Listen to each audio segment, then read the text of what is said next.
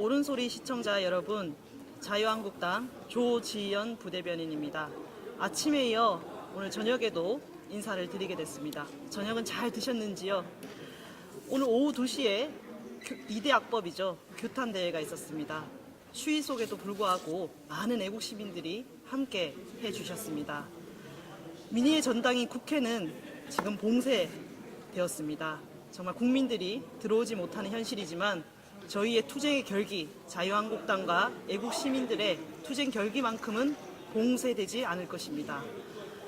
함께 끝까지 힘을 모아 주십시오. 오늘 이 시간에는 투쟁 현장에 함께 하신 부산 사하구을 4선 의원이시죠. 조경태 최고위원 모시고 인사 나눠보도록 하겠습니다. 반갑습니다, 최고위원님. 네, 안녕하세요. 먼저 옳은소리 시청자분들께 간략하게 인사 좀 부탁드립니다. 네, 옳은소리 시청자 여러분 반갑습니다. 매일매일 나라 걱정하신다고 얼마나 고생이 많으십니까? 문재인 정권 들어서서 단 하루도 쉴 시간이 없었을 것 같습니다. 편한 날이 없었던 것 같습니다. 어떤 분들은 저희들한테 정말 징글징글하다, 이 정권이 너무너무 힘들게 만든다는 그런 푸념들을 많이 쏟아내고 있습니다.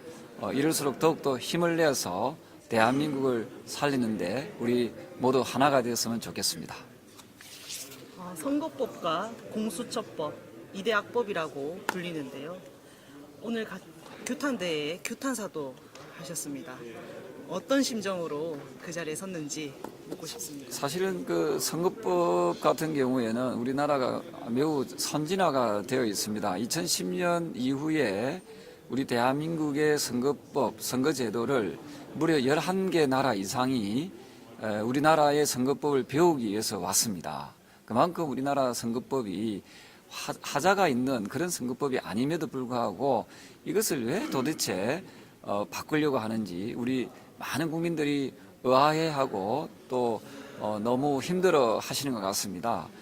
잘 아시다시피 이 선거법의 제도를 변칙과 반칙을 통해서 그들이 다수당이 되기 위한 그런 음모가 숨어 있기 때문에 자유한국당에서는 반대하고 있는 겁니다.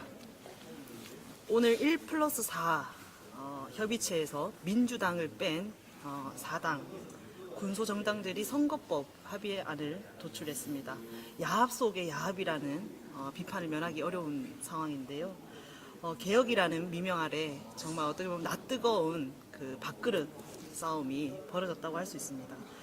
합의 사항을 보면 지역구 250석 그리고 비례대표 50석에서 비례대표 50석에 있는 그 30석을 그 연동형으로 그 한정 짓겠다, 상한선을 짓겠다라고 했고 석패율 제도도 제안을 했었지만 민주당이 그것은 받지 않겠다라고 했습니다. 어떻게 보십니까? 저는 사실은 1+4라는 그 임의단체에 대해서 이것은 참 그동안의 국회의 질서를 파괴시키는 그런 행위라고 보고 있습니다. 국회법 제33조에 보면은 교섭단체에 대한 내용이 나옵니다. 교섭단체가 20석 이상의 의원을 보유한 정당을 뜻하거든요. 근데 그동안의 교섭단체의 그 협의와 합의를 통해서 여러 가지 법들 또는 국회의 운영에 대한 질서가 잡혀 있었는데 지금 더불어민주당에서는 문재인 정권에서는 이 교섭단체의 개념조차도 아예 깡그리 무시하는 거거든요. 그럼 법을 왜 만들었습니까? 법과 제도를 지키지도 않으면서 국민들 보고 법을 지키라면 국민들께서 그 납득이 가겠습니까? 저는 이 비교섭단체들하고 마치 이 정당화시킨 그런 식으로 합의를 보는 것 자체가 저는 아주 잘못된 위법적 행위라고 보고 있고요. 또한 지금이라도 더불어민주당에서는 제1야당, 교섭단체인 제1야당과 합법적인 그 테두리 내에서 의논하는 그런 모습이 보여줬으면 좋겠습니다. 또한 국민들께서 내가 투표한 그 이 표심이 어디로 가는지도 모르고 이것을 투표한다는 것 자체가 저는 민주주의의 정신에 위배된다고 보고 있거든요. 아마도 더불어민주당 국회의원들한테도 그 더불어민주당 대표가 누구죠? 이해찬 그 더불어민주당 대표한테 아마 이 준연동형입니까? 연동형에 대해서 물어보면 잘 모르실걸요. 어떻게 표현하는지도 모르는 당 대표도 아마 모를 겁니다. 맞습니다. 그런 예. 제도를 가지고 국민들을 그 이해시키려고 하는 저런 무능하고 오만한 정당에 대해서 아마 국민들께서는 부글부글 끓지 않을까 하는 생각입니다. 맞습니다. 지금 이 자리에서 만약에 여당의 지지자들 있다면은 제가 여당의 지지자 여러분께 묻겠습니다. 지금 준연동형 또는 준준연동형에 대해서 여러분 알고 계십니까? 저는 아마도 모를 거라고 생각합니다. 그러니까 여러분들도 모르는 제도를 여러분들이 수용할 수 있겠습니까? 그게 민주주의입니까? 저는 더불어민주당이 지금이라도 좀 이성을 되찾아서 저희 자유한국당과 대화를 나눠주기를 진심으로 바랍니다. 그 선거제도라는 것이 어떻게 보면 국민들이 직접적으로 와닿는 제도여야지 되는 거거든요. 근데 어려운 설명이 필요로 하고 또 제도에 대한 어떤 공부를 필요로 하는 그런 지금 제도들을 마구잡이로 밀어붙이고 있는 그런 상황입니다. 그래서 국민들이 선거법에 대해서 공부를 해야 되는 현실, 정말 안타까운 현실이 아닐 수 없고 우리 젊은 사람들이 말하는 걸로 우픈 현실인 것 같습니다. 그리고 이 선거법이라는 게 굉장히 어떻게 보면 지속적으로 담보가 돼야 되는 제도의 안정성이라든지 충분히 그런 부분들이 확보가 돼야 되는 부분인데 한시적으로만 내년에 한시적으로만 적용을 한다고 했습니다. 그 부분에 대해서는 어떻게 보십니까? 그래서 제도라는 것은 그 연속성이 있어야 되고 그렇죠. 지속 가능해야 되는 거 아닙니까? 맞습니다. 앞서 말씀드렸던 대로 2010년 이후에 우리나라의 이 선거 제도를 무려 11개 국가에서 배우고 갔다는 것은 우리나라의 선거 제도가 정착되어 있는 선거 제도가 선진적인 제도라는 거죠. 그럼요. 예. 그런데 이 제도를 무시하고 해괴망측한 제도를 갖다가 도입시킨다는 것 자체가 네. 우리나라의 민주주의를 20년, 30년 후퇴시킨다는 맞습니다. 부분이고요. 네. 또 한 가지 좀 진정으로 여야가 정치 개혁을 논한다면은 저는 19대 국회 때부터 꾸준하게 주장했던 게 비례대표를 폐지해야 된다고 네. 주장했습니다. 왜냐하면 비례대표는 이 거수기입니다. 거수기. 당대표나 당에 힘 있는 사람들한테 아양을 떨거나 또는 뭐 어떤 경우에도 금품도 주지 않습니까? 뭐 그럼으로써 그 자리를 차지하려고 하는 그런 매간매직성 이러한 국회의원직은 저는 없애야 된다고 생각합니다. 그래서 국민들께서는 진정한 정치 개혁은 의원 수를 줄이라라는 그런 요구입니다. 잘 아시다시피 프랑스 같은 경우에는 무려 25%를 의원 수를 줄이려고 하고 있고요. 또한 이탈리아는 무려 35%의 국회의원 수를 지금 줄이려고 하고 있습니다. 그 진정한 정치 개혁은 저는 의원 정수를 줄이는 것이라고 생각합니다. 아마 이 시청을 하고 계시는 시청자 여러분들께서는 자유한국당을 지지한 분도 계시지만은 또 더불어민주당을 지지한 분도 계실 거라고 생각합니다. 여러분들이 판단해 보십시오. 자유한국당 안은 국회의원 300석 중에서 30석을 줄이자, 비례대표를 없애고 국회의원 수를 30석 줄이자는 안을 내놨습니다. 네. 그에 반해서 더불어민주당과 또 기타 정당은 국회의원 수를 늘리자 또는 비례대표를 늘리자는 그런 주장을 하고 있습니다. 그럼 과연 어느 정당이 더 개혁적인 제도를 지금 내놓고 있습니까? 저는 제 양심을 걸고 비례대표를 없애고 국회의원 수를 줄이는 것이 저는 정치 개혁이라고 저는 생각을 하고 있습니다. 네. 그 말씀하신 것처럼 국민의 70%가 넘는 분들께서 현재 국회의원 정수도 많다라고 보고 계십니다. 그만큼 국민들이 국회에 대한 불신이 상당하다는 것인데 이렇게 낯뜨거운 밥그릇 싸움으로 오히려 더 불신을 가중시키는 그런 행위인 것 같습니다. 오늘 선거법 관련해서 합의를 도출했다라는 그 기사의 댓글에 정말 재미난 댓글이 좀 눈에 띄는 댓글을 좀 소개를 해드리겠습니다. 비례대표 장사꾼이다 라는 표현도 있었고요. 그리고 국회의원. 국회의원 아닙니까? 국회. 국회가 아니고. 예, 국가에 잘못 해를 들었구나. 입히는 예. 의원이다. 국회해도 관계없을 예, 것 같은데. 그것도 예. 물론 있었지만 제가 다 국회의원. 맞습니다. 예. 예. 그 정도로 그만큼 이제 국민에 대한 국민이 네. 국회를 바라보는 어떤 불신이라든지 그런 부분들이 정말 하늘을 찌름에도 불구하고 정작 이 1+4, 그러니까 1+4 협의체에서는 전혀 그런 민심들을 전혀 반영을 하지 않는 것 같습니다. 그렇죠. 그리고 저는 더불어민주당의 국회의원님들께서 왜 국회의원 하는지 나는 이해가 안 됩니다. 국회의원은 우리가 삼권 분립 정신에서 입법부잖아요. 그럼요. 예. 그 입법부는 행정부를 견제하고 감시하는 기능을 가지고 네, 있다. 맞습니다. 이건 초등학교 6학년 사회책에도 나오는 내용이거든요. 네. 근데 더불어민주당은 오로지 청와대 눈치 보고 대통령 눈치 보고 거수기 노릇만 하고 있어요. 예, 맞습니다. 이번에 예산안도 그렇습니다. 512조 3천억을 갖다가 통과시키는데 여당 양심 있는 여당이라면은 빚을 내서 이렇게 무리하게 예산 편성하면 안 된다는 예. 그런 양심의 소리가 나와야 되는데 맞습니다. 옳은 소리가 나와야 되는데 옳은 소리죠. 한마디도 안 하잖아요. 예, 맞습니다. 오로지 대통령 한마디에 그냥 고개 숙이고 예, 머리 숙이는 그게 맞습니다. 거수기가 아니고 뭐겠습니까? 예, 그럼요. 그 이런 국회의원 왜 필요합니까? 그 제가 최고위원 그 회의에서 차라리 그러지 말고 그렇게 힘들게 국회의원 하지 말고 청와대 비서로 들어가서 예, 청와대에서 그냥 비서관 노릇을 하면 되지. 국회의원으로서 그 위상을 완전히 땅에 떨어뜨려 놓으면서 왜 그 국회의원 하려고 하는지 나는 그 이해가 안 됩니다. 오늘 최고위원님 발언을 들어보니까 우리 옳은 소리 시청자분들이 정말 시원해할 것 같습니다. 답답한 체증이 탁 풀릴 정도로. 제가 틀린 말을 했나요? 아니요, 맞습니다.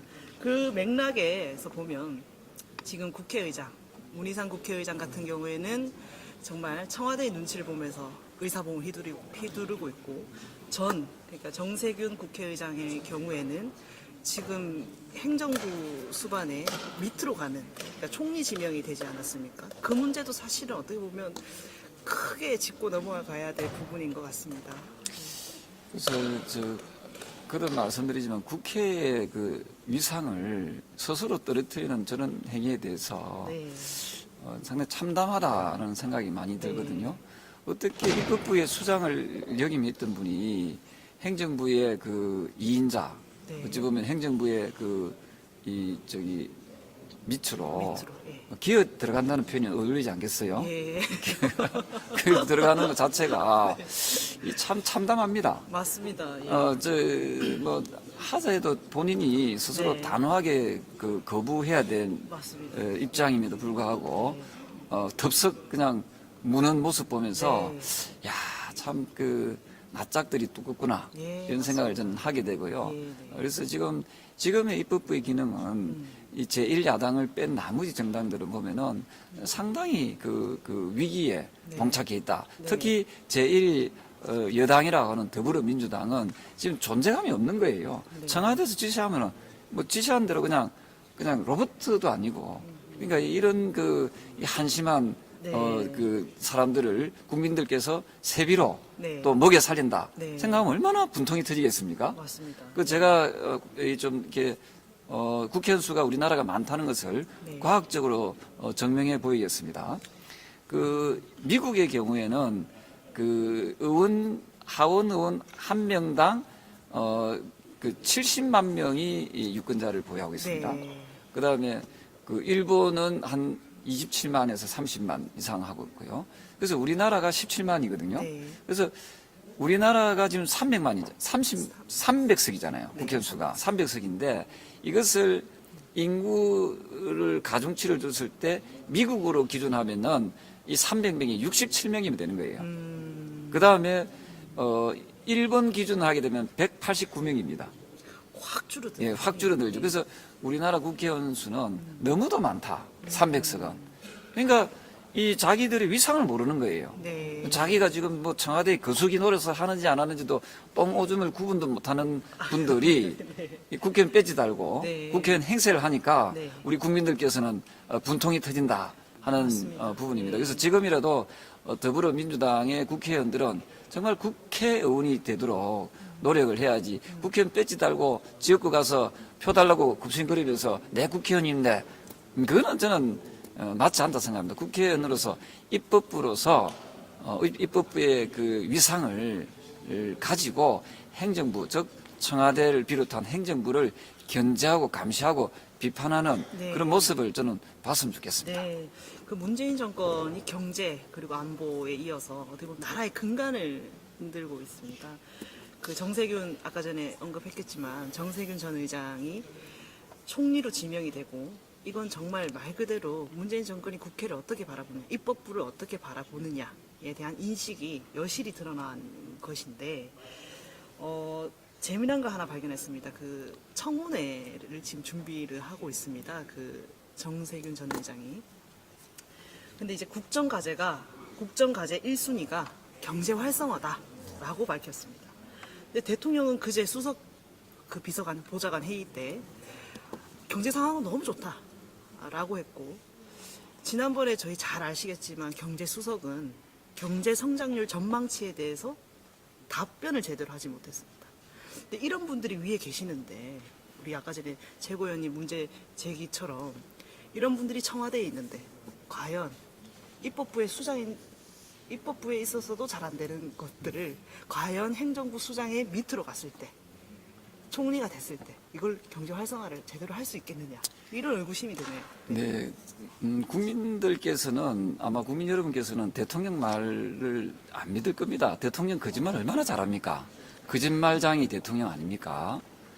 아마 지난번 기억나실 건 국민과의 대화, 더 정확하게 말하면 팬미팅이었죠. 300명 있는 자리에서 부동산은 자신 있다, 집값 잘 잡는다, 이런 얘기를 했지 않습니까? 네, 맞습니다. 근데 집값 지금 잘 잡고 있습니까?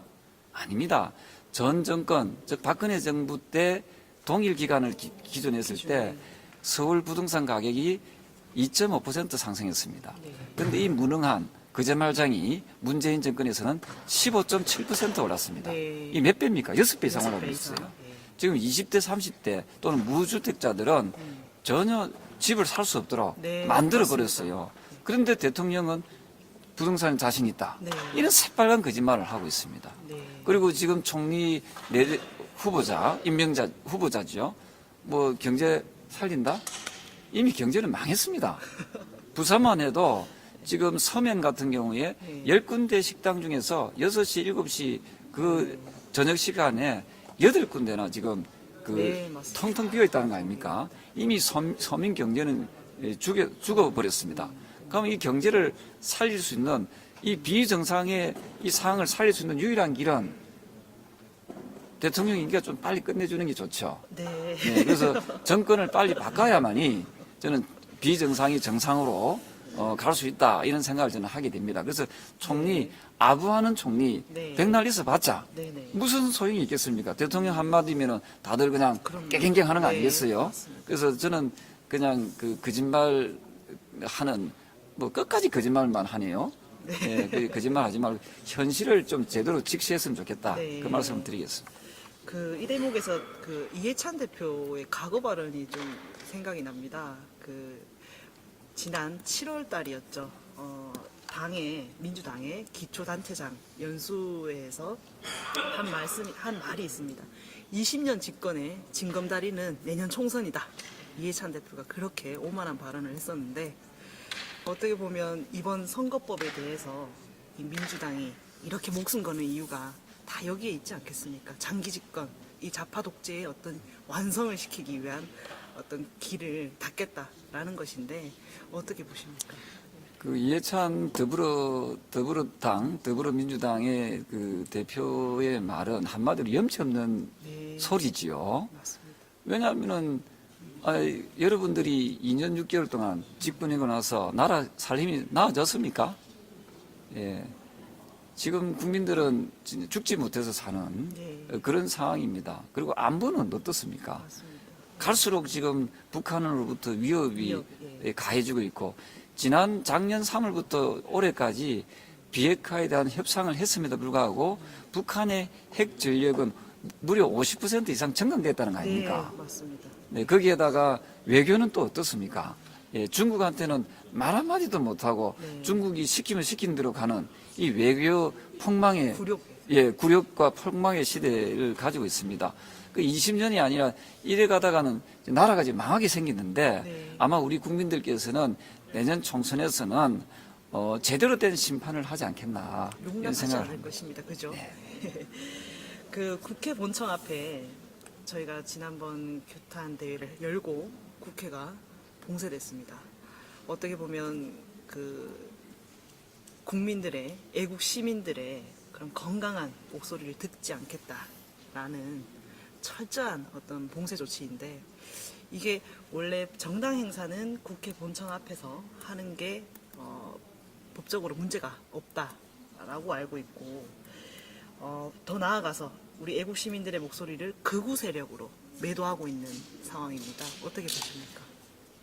네, 그만큼 좀 초조하지 않은가 생각을 하고요.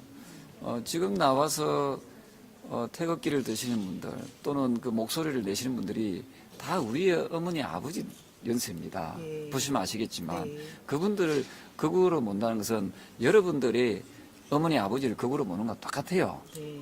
예, 그래서 우리가 이 땅에 이만큼 먹고 살 수 있도록 해주신 어르신들을 존중하지 않고 네. 오히려 그분들을 매도하는 행위는 저는 네. 대단히 잘못됐다 하는 생각을 하게 되고요. 또한 내로남불이죠. 자기들은 정당 행사에는 뭐 당원들이나 이런 사람들 다 오게 만들면서 자유한국당에서는 그걸 못 오게 막는다는 것은 이건 아주 국회 운영을 잘못하고 있다. 네. 이래 보고 있습니다. 그래서 저는 똑같은 잣대로 국회 운영을 해야 된다 보고 있고요. 이 부분에 대해서는 국회의장 그다음에 사무총장이 좀 더 공정한 시각으로 국회를 운영했으면 좋겠다. 이런 말씀을 드리고 싶습니다. 그 문희상 의장의 어떤 편파성이 어떻게 보면 그 공천 세습이라고 하는 아들의 어떤 지역구 물려주기, 대물림, 그러니까 연관이 있다라고 보는 시각이 많잖아요.